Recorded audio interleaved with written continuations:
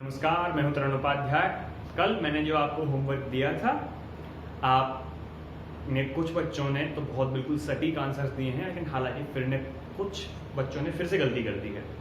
तो आइए देख लेते हैं कहाँ कहाँ गलती की है और कहाँ गुंजाइश है सही करने की। मैं आपको फिर से कह रहा हूँ, ये चैप्टर बहुत ईजी है।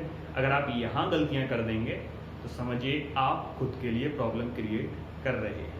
ठीक है, तो कल का जो होमवर्क था वो था कितना 13.6 फिर क्या था वो तो डेंसिटी थी ना, शायद डेंसिटी थी। तो डेंसिटी क्या होती है, m equal to v into rho, तो rho equal to m upon v होता है ना। तो ये ग्राम में होगा पर सेंटीमीटर क्यूब ये होगा ना। ठीक है, ये क्वेश्चन था, इसे एमकेएस में कन्वर्ट हमें करना था। तो हमने क्या किया, देखिए कैसे करेंगे। कुछ बच्चों ने बिल्कुल सटीक आंसर दिया है। देखो, सबसे पहले इसे लिख लेंगे, gram into centimetre into centimetre into centimetre. ठीक है, जी अच्छी से बना देता हूं मैं। अब इसे हमें कन्वर्ट करना है एमकेएस। तो ये मैग्नीट्यूड तो चेंज होता नहीं है, चाहे इसे किसी भी सिस्टम में ले जाओ। ठीक है, अब देखो ग्राम है, ग्राम को किलोग्राम में जब लेके जाएंगे, यानी ग्राम जो है छोटी यूनिट है, छोटे यूनिट को जब बड़ी यूनिट में लेके जाते हैं। कल हम क्या देख रहे थे, बड़ी यूनिट को छोटी यूनिट में लेके आ रहे थे, तो हम गुणा कर रहे थे। ठीक है, 1000 पे गुणा कर रहे थे। इस बार हम भाग करेंगे, तो भाग करिए। किलोग्राम के लिए 1000 का भाग होगा, ये हो गया, ये यहां तक आ गए हो। अब हमें ये सॉल्व करना है। सेंटीमीटर को मीटर में कन्वर्ट करने के लिए फिर से भाग देना पड़ेगा। ठीक है, कितने का, 100 का। यानी सेंटीमीटर को जब हम चेंज करेंगे मीटर में तो हमें 100 से भाग करना पड़ेगा 3 बार। तो अगर हम यही कर देंगे, यहाँ तो गुणा हो जाएगा, यहीं पे अगर हम गुणा कर देंगे, इसलिए भाग के लिए हमें ऊपर लिखना पड़ेगा इस बार 100 इंटू 100 इंटू 100। ये वाली बात किसी समझ में नहीं आई। देखिए, सेंटीमीटर में भाग करने के लिए ऊपर लिखा, यानी अपॉन में करेंगे ना, यानी 1/100 करना पड़ेगा ना भाग करने के लिए, तो 100 ऊपर चले जाएगा, इसलिए हमने सीधे कर दिया है। ठीक है, अभी सॉल्व आउट कर लो। 13.6 इंटू 1 2 3 4 5 6 10 की पावर 6 अपॉन 10 की पावर 3, और ये 3 ऊपर जाएगी तो घट जाएंगे, ये हो जाएगा 13.6 इंटू 10 की पावर 3। ठीक है, ये क्या हो गया, इसकी यूनिट लिखेंगे किलोग्राम पर मीटर क्यूब। ये आपका चेंज हो चुका है। ठीक है, तो ये आंसर आ गया। अच्छा, कुछ और क्वेश्चंस देख लेते हैं, एक दो क्वेश्चन और है बचा है। एक क्वेश्चन बहुत ही अच्छा है, उसे देखते हैं। तो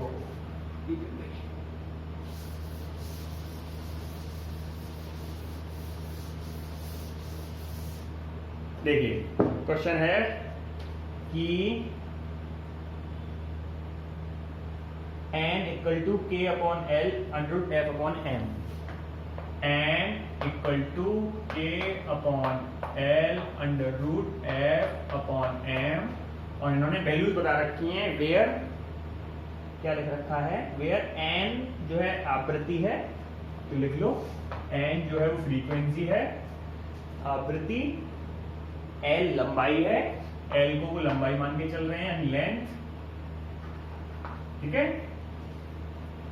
और f तनाव टेंशन है, f टेंशन है, और m को क्या माना है इन्होंने, एकांक लंबाई का द्रव्यमान। देखिए, mass per unit length, per unit length ये है। अब वो पूछना चाह रहे हैं कि बताइए ये जो फॉर्मूला लिख रहा है ये एब्सोल्युटली ठीक है कि नहीं। ठीक है, तो हमें नहीं पता ये ठीक है कि नहीं, तो हम देखेंगे ये फॉर्मूला बिल्कुल ठीक है या नहीं। ठीक है, देखो यही कर देता हूं, ये इधर कर दूं, मुझे लग रहा है थोड़ा सा कैमरा यहाँ पे आ नहीं पा रहा होगा, तो थोड़ा सा हम घुमा देते हैं कैमरे को। ठीक है, अब आ गया होगा, है ना। देखो, तो सबसे पहले हम क्या करेंगे, फॉर्मूले को चेक करने के लिए मैं आपको कई बार बता भी चुका हूं कि दोनों तरफ की डायमेंशन लिख लीजिए। अगर वो डायमेंशन दोनों तरफ की बराबर आ जाती हैं तो आपका फॉर्मूला ठीक है, अदरवाइज ये गलत है। ठीक है, तो n की डायमेंशन ये क्या कह रहे हैं, फ्रीक्वेंसी है, फ्रीक्वेंसी डायमेंशन क्या होती है, t-1।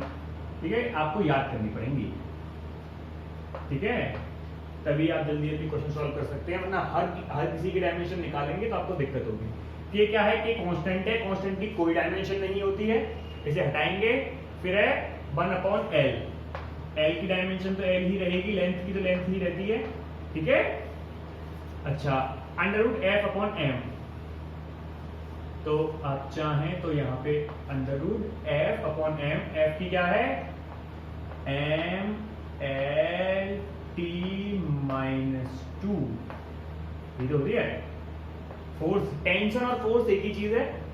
और मास क्या है, मास पर यूनिट लेंथ है, एक्चुअली ये मास नहीं है, मास पर यूनिट लेंथ है, इसकी m नहीं है, मास पर यूनिट लेंथ को ऐसे लिखा जाता है m/l। तो m/l की जो डायमेंशन आएगी दैट इज ml-1, वो हम यहाँ पे इस्तेमाल करेंगे, ml-1। इसे सॉल्व करिए, ये तो t-1 ही रहेगी, ठीक है, ये 1/l ही रहनी है, इससे छिड़िए मत, यहाँ सॉल्व कर लीजिए, m से m कैंसिल, m खत्म, l ऊपर जाएगा, l की 2 हो जाएगी, l की हो गई 2, t की -2, और ये है अंडर रूट के अंदर, ठीक है। तो ये है t-1, ये क्या हो गया 1/l। अब जब अंडर रूट हटाएंगे तो इनकी पावर चली जाएगी, यानी l की 1 और t की भी -1, ठीक। इसे और सॉल्व करेंगे, l से l कैंसिल, क्या बचा t-1। अब देखिए दोनों तरफ t-1 that is absolutely equal, इसलिए ये वाला जो फॉर्मूला है n = k/l √f/m is absolutely correct, ये करेक्ट फॉर्मूला है। यहां आपका एक क्वेश्चन और ठीक हो जाता है, ठीक है, तो ये हो गए। अच्छा, इसके बाद कुछ खास डायमेंशनल में नोट आउट कर लीजिए, फिर मैं इसे मिटाता हूं, ठीक है, मैं साइड में लेता हूं, ठीक है। अब देखिए इसके बाद जो कुछ इंपॉर्टेंट जो डायमेंशनल फॉर्मूले हैं जो आपको याद होने चाहिए, या डायरेक्टली कभी कभी पूछ भी देता है, वो मैं आपको लिखवा देता हूं।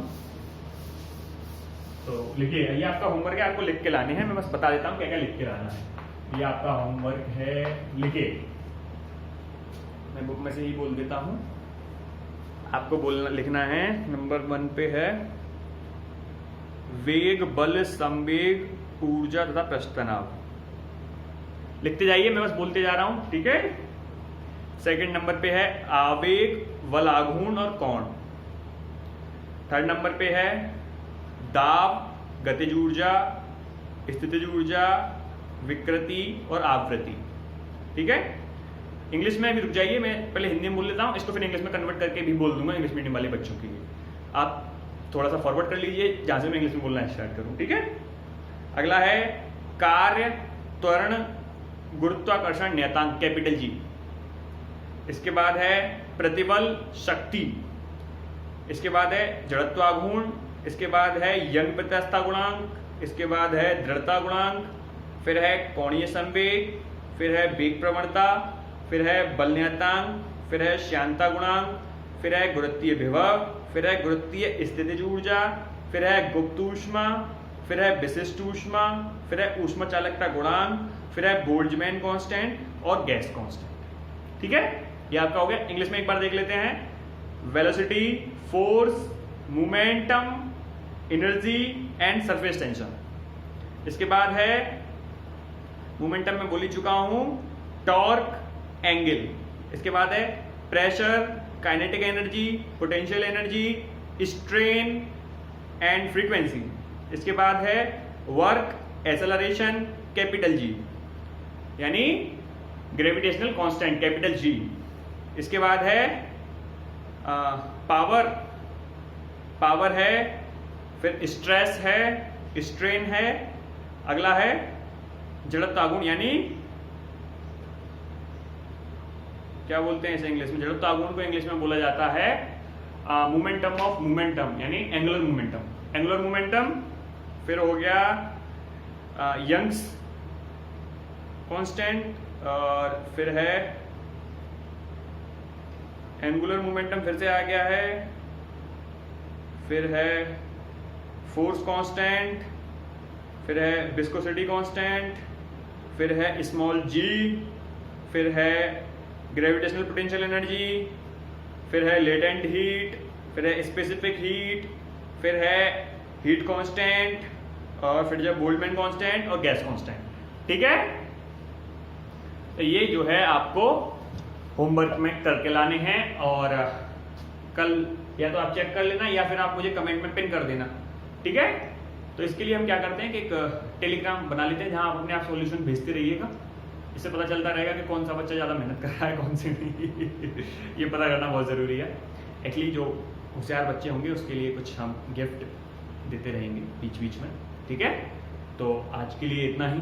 होमवर्क भी काफ़ी हो चुका है, क्वेश्चन भी हमने कर लिए हैं। यहीं पे इस चैप्टर को क्लोज करते हैं। कल से एक नया चैप्टर स्टार्ट करेंगे और नई एनर्जी के साथ जुट जाइए। ठीक है, तब तक के लिए गुड बाय।